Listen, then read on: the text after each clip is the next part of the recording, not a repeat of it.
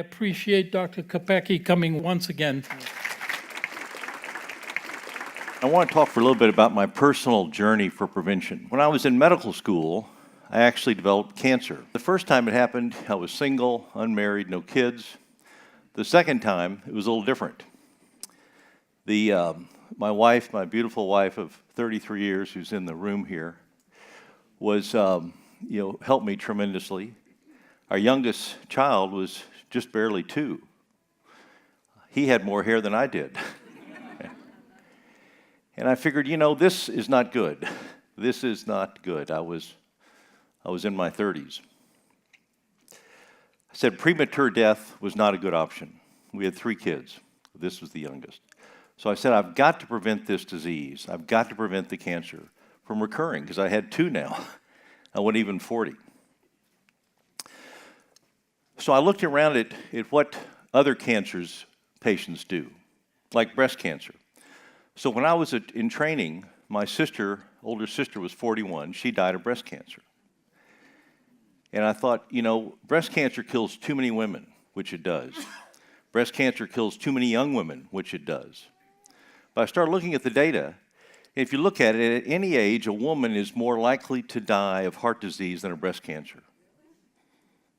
And if a woman has breast cancer, her most likely cause of death is heart disease.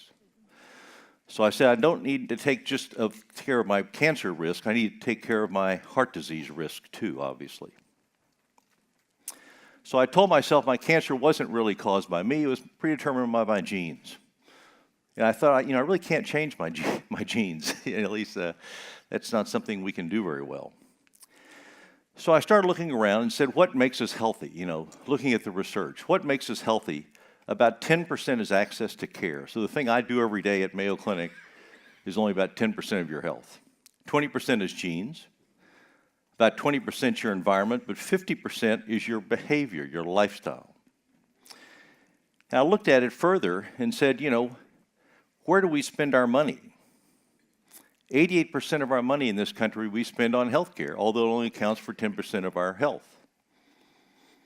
And about 4% we spend on lifestyle. So for heart attack, poor genes increase your risk by about 40%. For instance, if you're in the genes, some genes a lot of them you have to test for, but your blood type. If you're type A, your risk of heart attack goes up 20%. You're type AB, it goes up 40%. But your lifestyle, if your lifestyle is poor, your risk of cancer or of heart attack goes up 400%. So I started to see things emerging that maybe it's a lot about lifestyle, more than really your genes. So genes tee up the ball, but lifestyle swings the driver, in a golf analogy. And I started thinking too, in my 30s, which I never really thought I would think of. Maybe you've thought about it, maybe you haven't, but how are you going to die? And how many ways to die are there?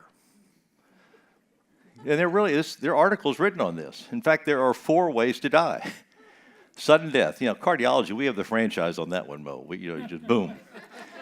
You just keel over, boom. Terminal illness, that's the oncology world. Pancreatic cancer, you're dead in 3 months.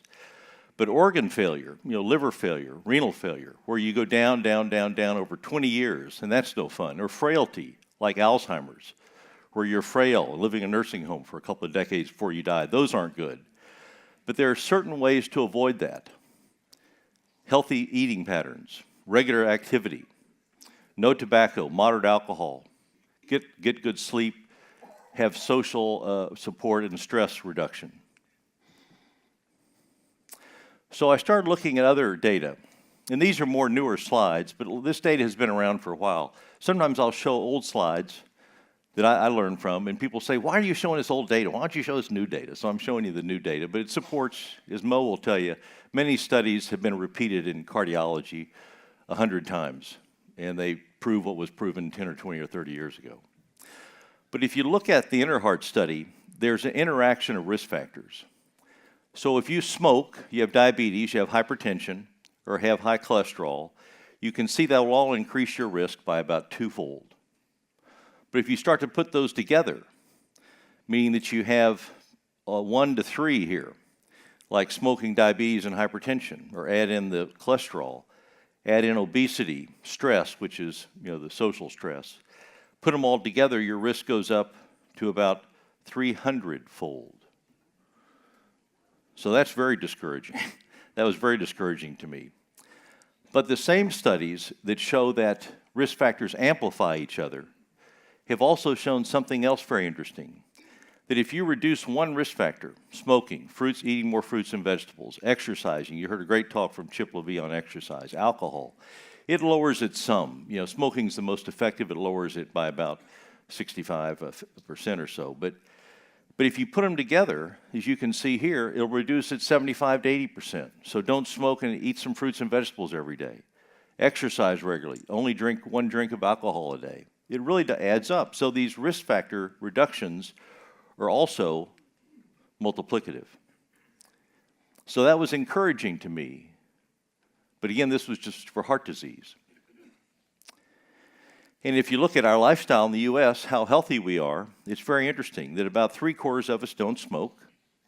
About 40% of us have an ideal weight, body mass index under 25. Only about 1 in 4 of us eat 5 fruits or vegetables a day. And 1 in 5 of us get enough exercise. All 4 of them, only about 3% of us do all 4, which is really pretty sad. But the RX study showed that if you do all 4 of these, you reduce your cardiovascular event rate by almost 90%. Now, one of these really wasn't very important, though. You know what wasn't very important?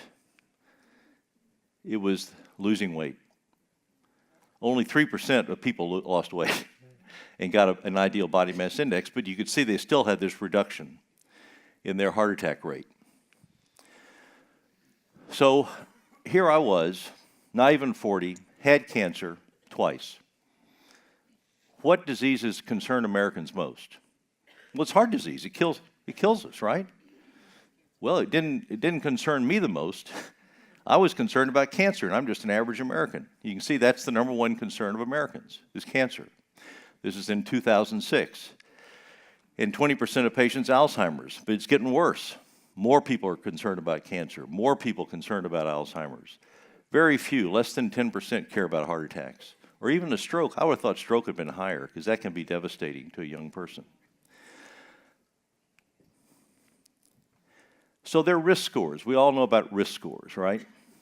And we all do them for our patients for prevention. So here's a risk score for developing disease in 20 years. Here's the factors, like age, if you're older. If you're a man, it's not fair, but we get more disease. If your body mass index is higher, if you don't exercise, you get more points. If your cholesterol is higher, if your blood pressure is higher, your smoking is higher, and if you're less educated. So in here you add up the points, and here's your risk at 20 years. It'll go up to almost 20%. So what does this predict? This is a heart conference. I'm a heart doctor. Obviously predicts heart disease, right? It predicts dementia. And if you look at these risk scores, there are similar risk factors for dementia, for heart disease, for erectile dysfunction. Now, you want to get a man's attention, talk to him about erectile dysfunction.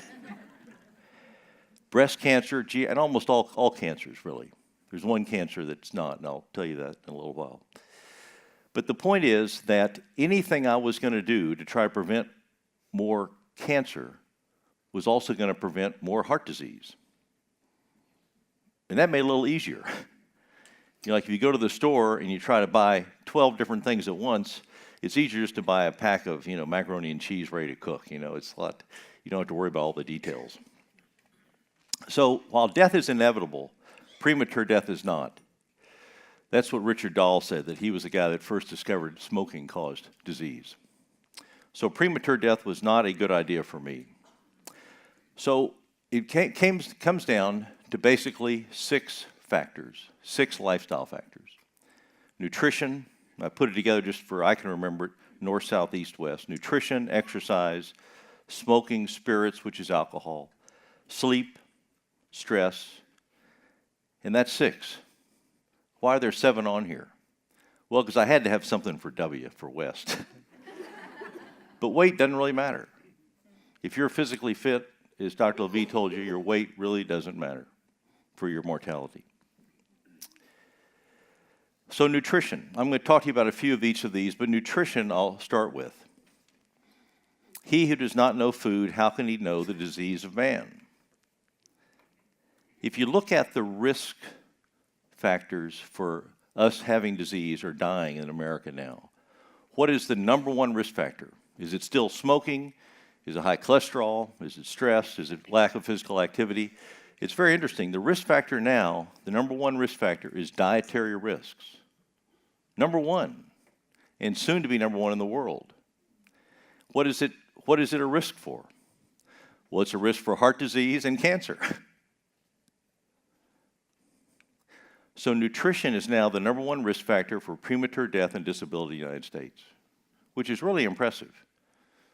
The problem with nutrition is we all do it at least 3 times a day. The average American makes about 200 decisions a day on eating, and most of them are, just how much.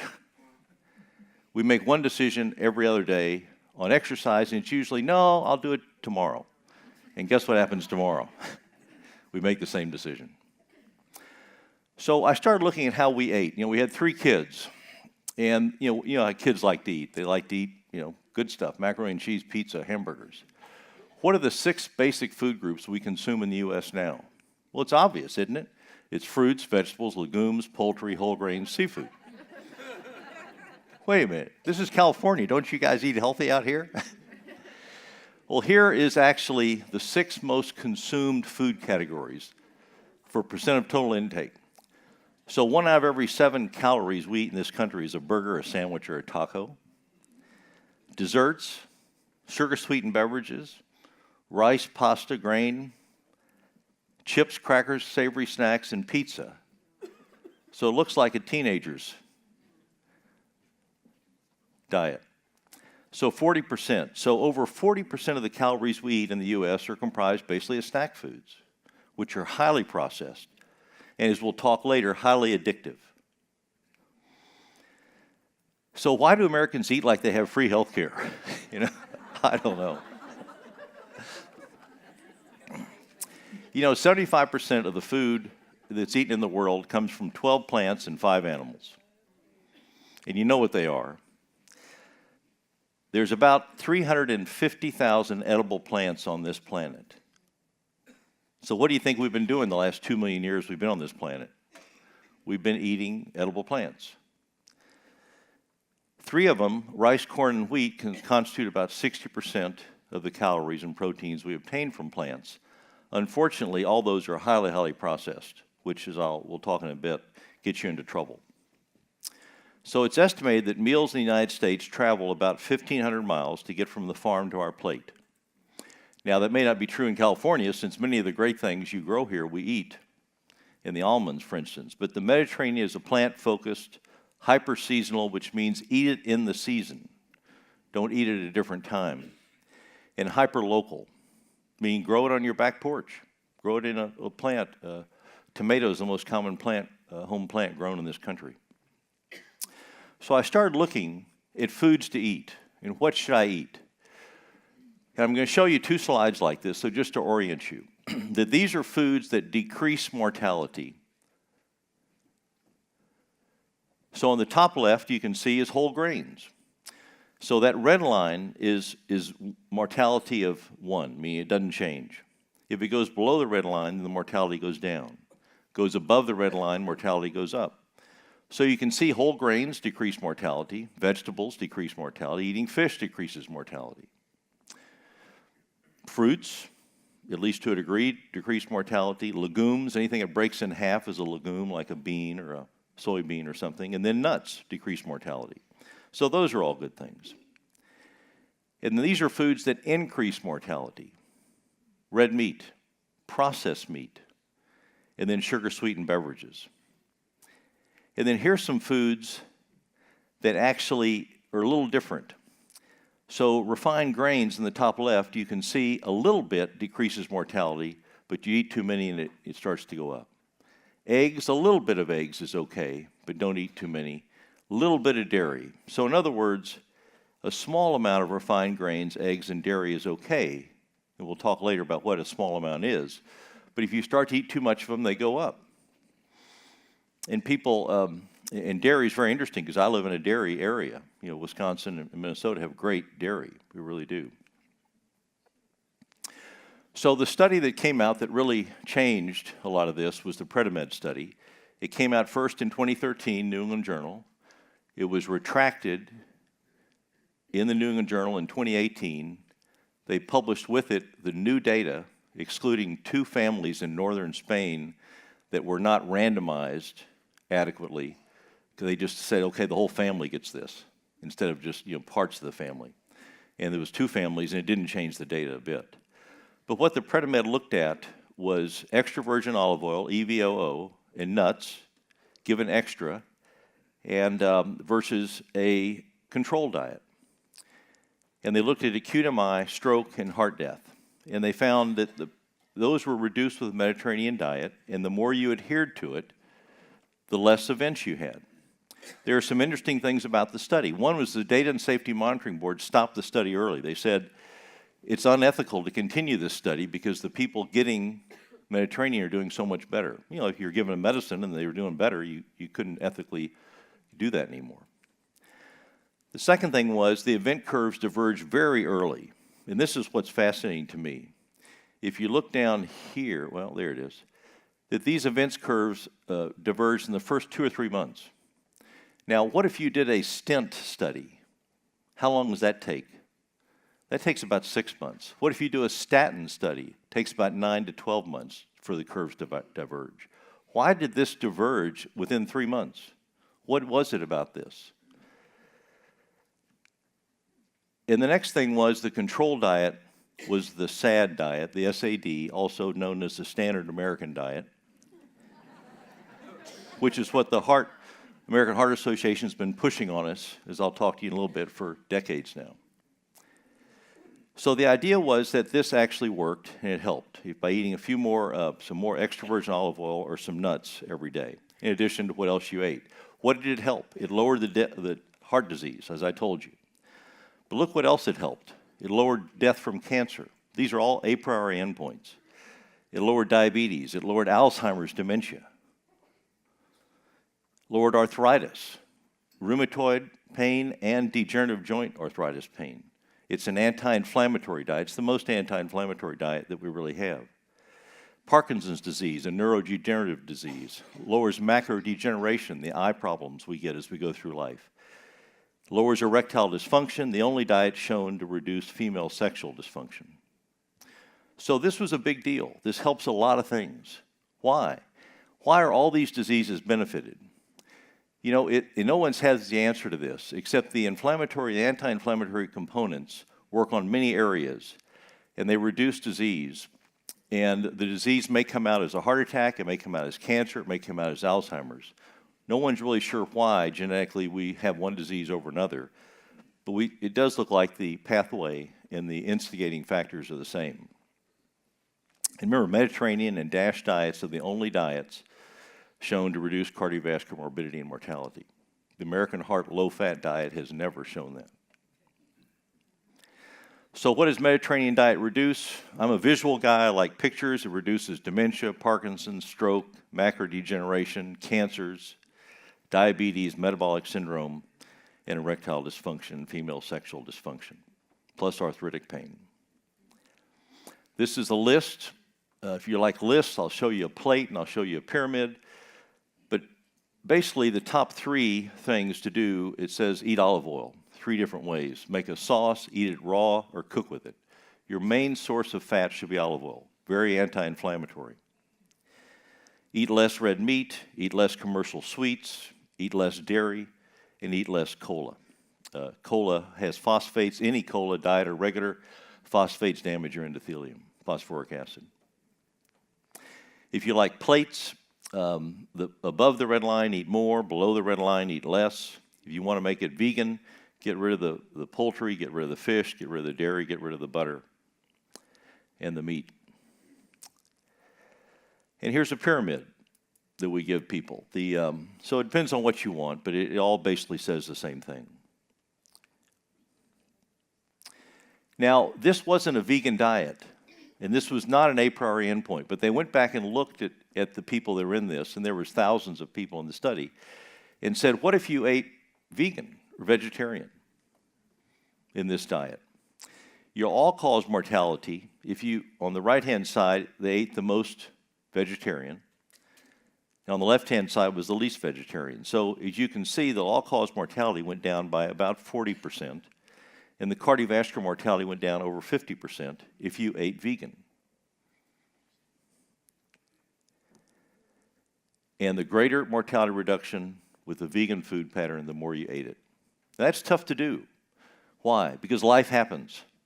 You have weddings, you have funerals, you have marriages, you have 4th of July picnics with hot dogs and potato salad. You know, so I tell people, that's okay, that happens.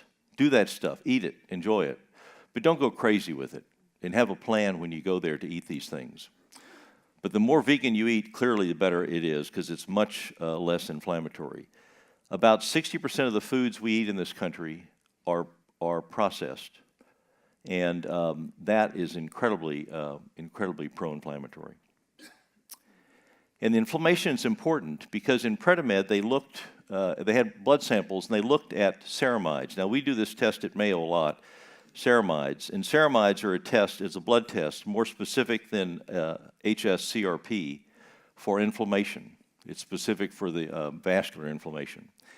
And they found something in the Predimed study, was that all of the inflammation was very important, and the Mediterranean diet benefited those patients that had high ceramide scores or high vascular inflammation. In fact, if you didn't have vascular inflammation, it didn't really help you much at all. But if you did, that's who benefited. So inflammation was a key factor here. And one thing that we thought about, and my wife and I thought about, was this olive oil thing and eating olive oil. And the studies show that olive oil really is very good, and it's been because of the monounsaturated fats in it. You know, Ansel Keys, that did the heart study, the 7 Nations study, he said it's all about saturated animal fat. Don't eat too much saturated animal fat. But like any NIH study, there are minutes from these things. I've gone back into the records and looked at the minutes, and the guys from Greece and from Spain said, Dr. Keys, we think you're paying too much attention to the animal fat that we don't eat, and not enough attention to the monounsaturated olive oil that we do eat. Because the average European at that time ate about 2 tablespoons of olive oil a day. The average American ate less than a tablespoon a month at that time in the 60s and 70s. But now people say, well, olive oil is no big deal. The green part here, as you can see, is the monounsaturated fat. There's other oils like canola oil and safflower oil. They have a lot of monounsaturated fat. It really doesn't matter. I'm going to use canola. The oils are very similar. But it does matter. It matters a lot. Why is that? Has anybody ever seen a canola plant? No, you haven't. You've seen a rapeseed plant, and you know that. And they changed the name, number one, because they didn't want to have rapeseed as your oil. Number two is it's Canadian Oil Company. You know, that's who makes it. And number three is they process canola and safflower just like where I grew up in Texas, we process oil that comes out of the ground. They clean it, they weigh it, they preheat it, they flake it, condition it, they deodorize it, they filter it with hexane. Hexane. I don't understand this, but that's what they do. They have to do all these things, so it takes away all the anti-inflammatory properties of these oils. Sure, they're high in monounsaturated fat, but they have no anti-inflammatory properties. So what about olive oil? Does olive oil matter? Well, extra virgin olive oil has about 10 times as much antioxidant phenolic compounds as refined olive oil, and in much more than these canola or safflower oils. And it's hydroxytyrosol. Any of you eat olive oil and you get this feeling in the back of your throat like you have to cough? That's the tyrosol. That's the anti-inflammatory property. And so refining a cooking oil significantly affects all of its anti-inflammatory and antioxidant properties. So it really should be EVOO, which is made these days the same way it was made 2,000 years ago. You get a heavy rock, crush the olives, the oil comes out, you eat it. And it's called cold press. I saw the other day at the store there was a canola oil that said cold pressed canola oil. I was impressed. No. So what complaints did we have about the Mediterranean diet? When we started it, I see patients, I can't afford all these fresh fruits and vegetables. Well, studies have actually shown that flash frozen is more nutritious than an asynchronous fresh fruit. Now, you guys don't know about asynchronous fresh fruits, but in Minnesota, we have lots of them because we have snow from October till like May. So if I buy a blueberry in Minnesota in those months, I know it didn't grow in Rochester, Minnesota. It grew in Chile and was picked about 3 months or 6 months, probably about a month earlier. And we know those things start to decay as soon as they pick them. And the old flash frozen, the bird's eye flash frozen, has more nutritious value than a blueberry that was picked 3 or 4 weeks ago, because they start to decay as soon as you pick it. People say up in Minnesota, I've eaten dairy all my life. And they've probably grown it all their life. But dairy, 65-70% of the world's population is lactose intolerant. Why is that? Because milk was made to get a bunch of calories and a bunch of mother's antibodies into a very small stomach very quickly. And there is no mammal on Earth, except for humans and maybe our cats, because we give them milk, that drink milk after weaning. And then we don't drink it. We all lose the ability. We lose the lactase, the enzyme that breaks down milk. And there's a reason for that. We don't need it. It's a very inflammatory. In fact, cats can't even drink it. We give milk to our cat, she goes and gacks over in my shoe or something. Or people say, I'm just eating like my hunter-gatherer, and Neanderthal ancestors 2 million years ago. I say, listen, your hunter-gatherer ancestor spent a lot of time hunting, but he got almost all his calories from gathering, not from eating. We didn't go out and kill a deer for breakfast. That's not what we did. Or people say, God, I eat all these fruits and vegetables and I get all this GI distress. I said, sure, that's common. Start slow, work up over a few months because there's a lot of fiber in it. Or the great one, of course, that reoccurs every decade is, I can't eat all these carbs. Don't you know, doctor, that carbs are really bad for me? That has been a myth since 1863 when the low-carb diet first came out to cure obesity. It hasn't worked. I'm going to give you a newsflash, Dr. Kahn. The low-carb diet does not work to cure obesity. And if you look at the world, our carbohydrate intake as percent of total calories in a couple of different large studies, to orient you, this is the carb intake on the bottom. And so this is about 50% right here. And here's the mortality. So these two different studies showed that the ideal carb intake is about 50%. The Pure study showed about 60%, and the ERIC study was about 50%. The Pure study was in very poor areas of the world, China and India. And they found that if they eat more saturated fat, they actually did better because that means they had more money. They could eat animal fat. So carb intake and mortality is a U-shaped curve, and about 50% of the calories as carbs is about right. If you tell a low-carb guy 50%, they go catatonic. Oh my God, I would die if I ate 50%. I can only eat 20% calories. You can't keep that up, and it just doesn't work. This is not what our bodies are designed to do. Our bodies have been here, Homo sapiens has been here about 2 million years, and this is what our body is. And I talk to the farmers. I say, gee, do you have a tractor? Yeah, John Deere, yeah, green one, yeah. I said, is it diesel? Oh, God, it's a diesel, it's the best. I said, do you put gas in it? And they said, God, you're such a city slicker, doctor. You think you can put gas in a diesel engine? That would ruin it. I said, just one tank of, he says, God, that would gum up my motor, it'd mess it up. I said, right. So why do you eat all this stuff that your body is not designed to eat?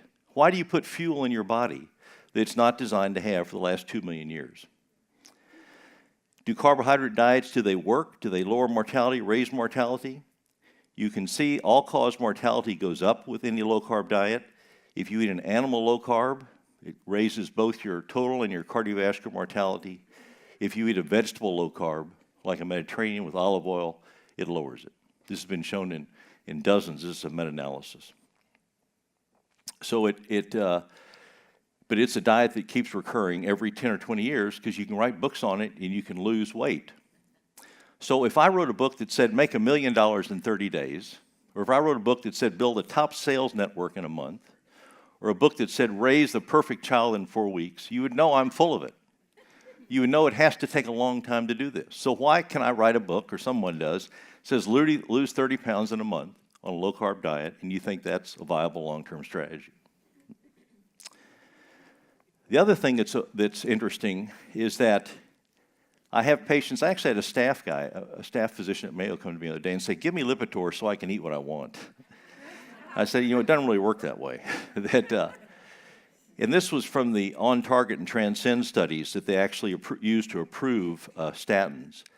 And they actually measured in 20,000 patients how they ate. And if they ate Mediterranean, that was the healthy diet. If they ate the standard American diet type thing, a lot of processed foods, that was unhealthy. And you can see that even though your cholesterol went down, your mortality and your heart attack rate did not go down.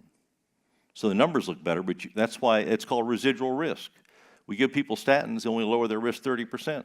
They don't lower it 100%.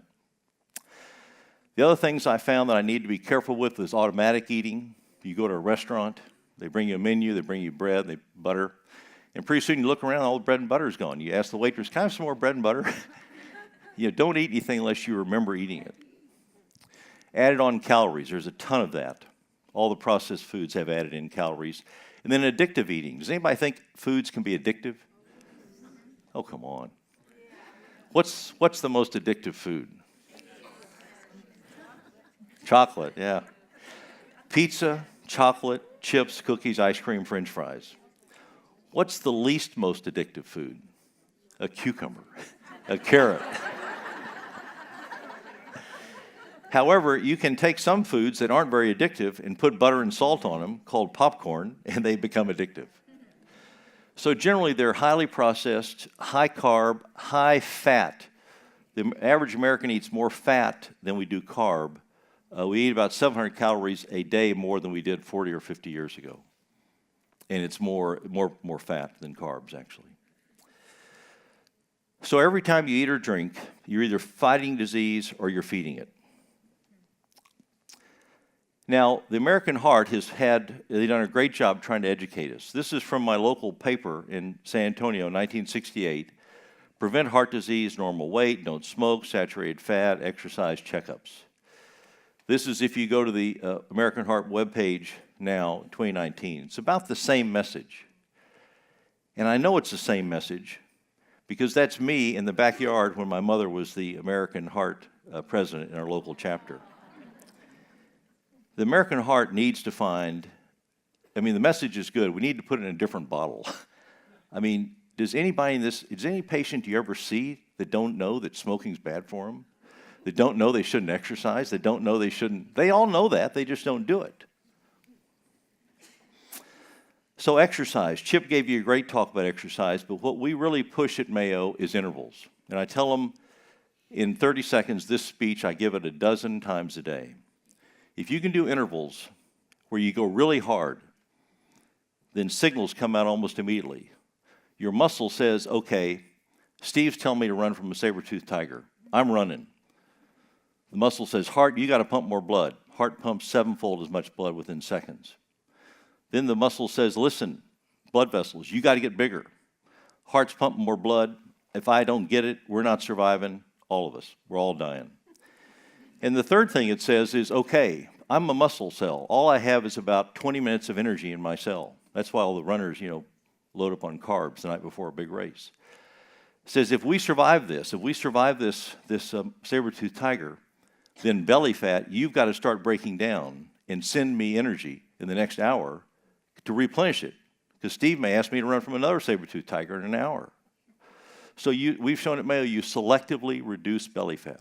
Selectively. Every patient I see says, doctor, if I could just lose 5 pounds right here, I'd just be so perfect, So interval activity is really great.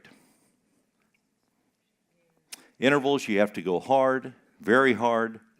Has to be short, no more than 2 minutes. You go too long, you can't go that hard. And you've got to completely recover between each interval. Don't just partly recover, completely recover. And you don't need to worry about heart rate. Just go do it. Now, what is the bad thing about exercise? Almost every cancer is reduced except one. What's the one that's not reduced? The one where you go outside, multiple melanoma. So obviously wear something to prevent that. What about smoking and spirits? Smoking, Dr. Khan and I have talked about smoking and third-hand smoke. It's where you touch something that's had smoke in the room. So if you occupy a home vacated by smokers, you're found to have more elevated finger nicotine, urine nicotine, and urine carcinogens in your urine. The same if you stay in a non-smoking hotel that allows smoking somewhere in the hotel. Now, the one that breaks my heart is this one. What if you were in a newborn in an NICU and your mother smoked off campus and came in? I'm not getting on mothers, believe me. Or it could be any family member. The incubators, the cribs, and other furniture have detectable surface nicotine, and there are detectable levels of cotinine, which is a breakdown product, and THS carcinogens found in the infant's urine. Doesn't that just break your heart?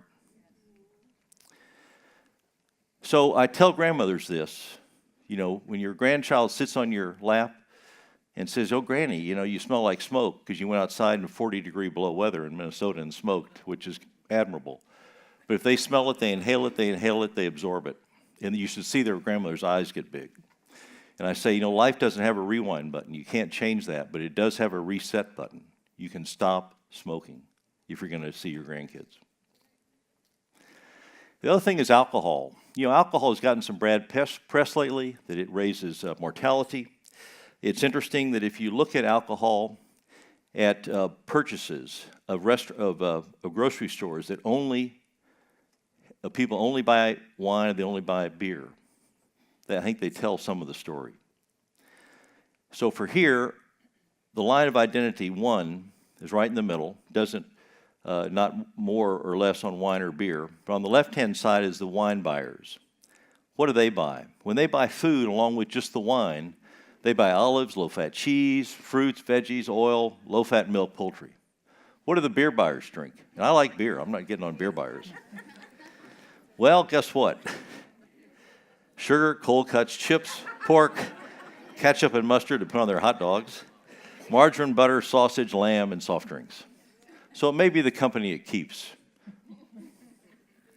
Stress and social support, it's gotten huge.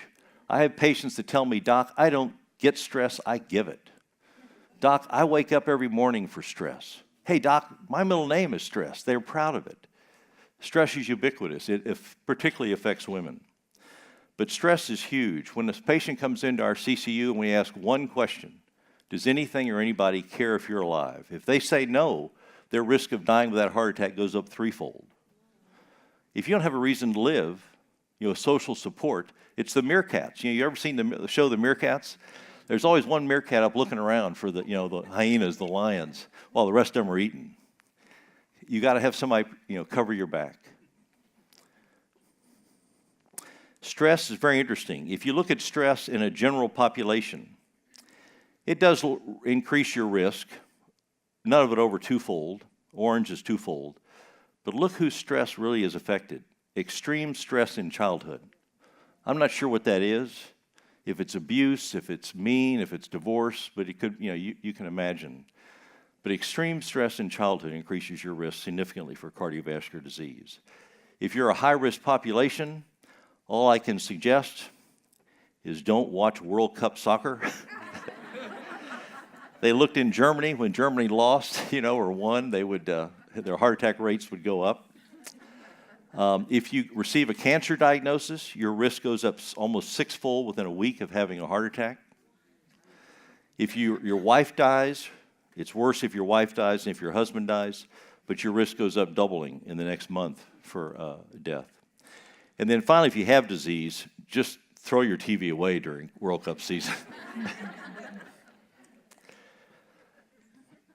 So I tell people to practice positive thinking.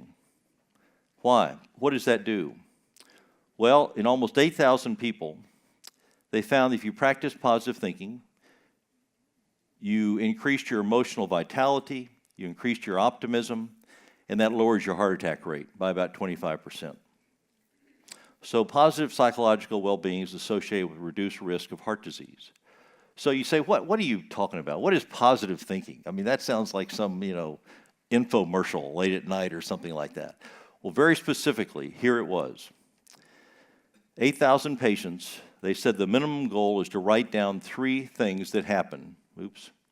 Write down 3 things that happened good to you that day when you go to bed. I do it when I go to bed. Our stress expert at Mayo does it when he wakes up. If he goes to brush his teeth and he forgets to do that, he puts his toothbrush down, goes back and gets in bed and does it. I ruminate at night about all the things I didn't get done, I have to do tomorrow, so I think of 3 good things that happened to me today. It could be because I survived cancer, which is a big deal. It could be because I'm married to my beautiful wife for 35 years. It could be because our 3 kids are out of jail and off probation. That's also very good.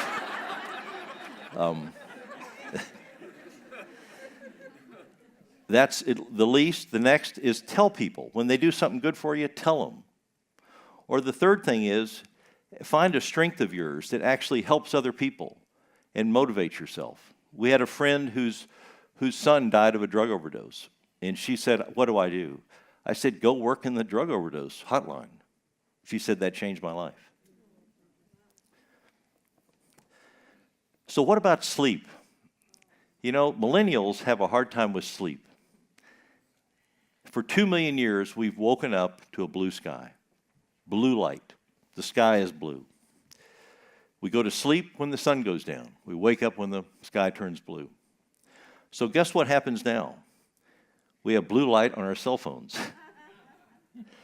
If you look at a blue light like in dusk, it delays your going to sleep. Why? Because it lowers your melatonin, which is one of our body's hormones that tells us to go to sleep.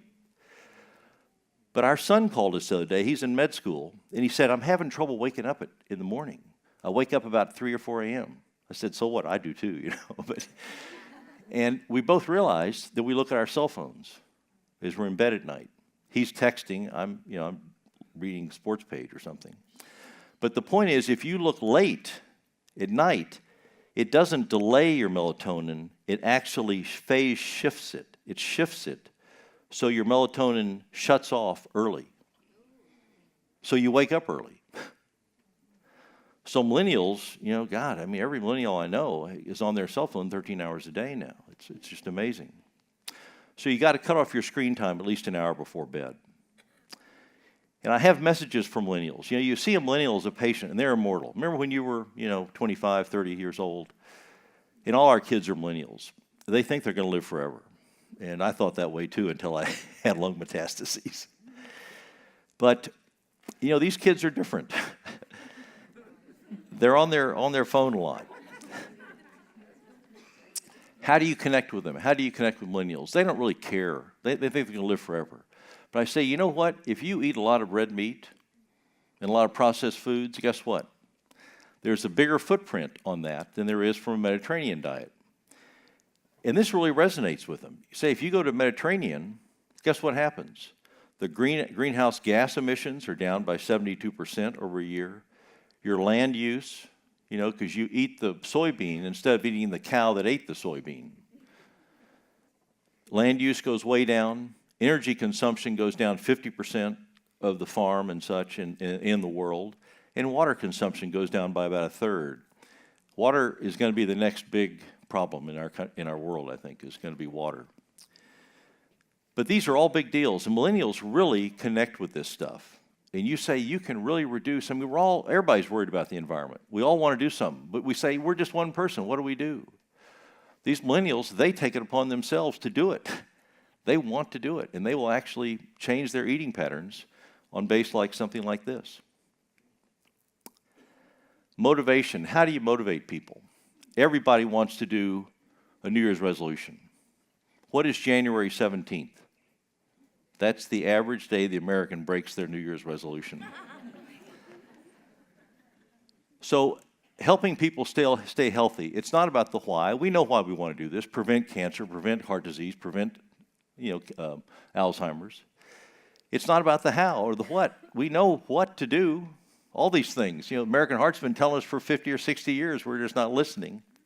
It's all about the how. How do you get your patients to change? Suggest they migrate to a diet.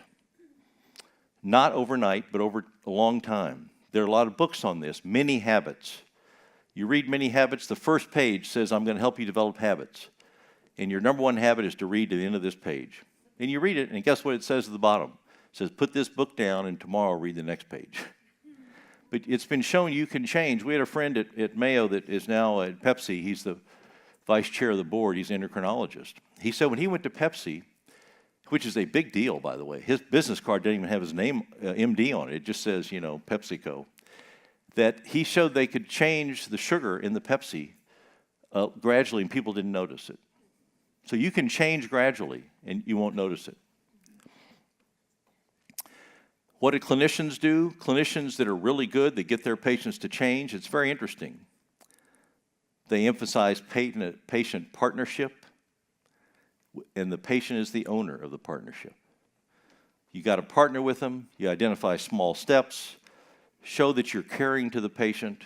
Schedule frequent follow-ups. Maybe not with you, but a nurse or a phone call, something like that. What doesn't work? Not a surprise, but lecturing patients about how bad their habits are. I'm not talking about my marriage, but I tell patients that if nagging worked, you don't nag me, honey, don't worry, please don't be mad at me. If nagging worked, every husband in the world would be perfect, and we're not. We're just not, I'm sorry. So the bridge upriver is faulty. Too many people fall in the water. So let's pay someone downstream to rescue them before they drown. Does that sound like the American health system? Why don't we send somebody upstream to fix the bridge?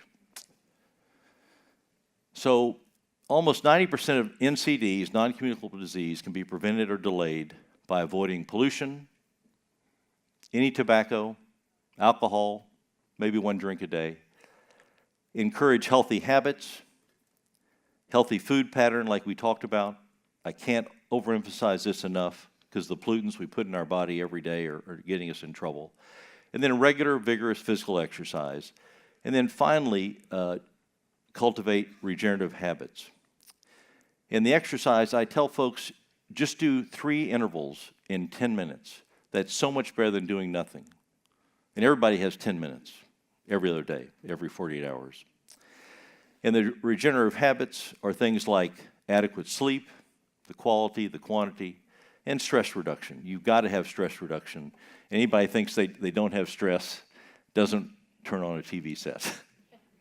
I can't even watch the evening news anymore. I've quit. I haven't turned on a TV for evening news since, probably 2 or 3 years. So I really do appreciate you listening to me, and thanks again, Mo, for having me come. Okay.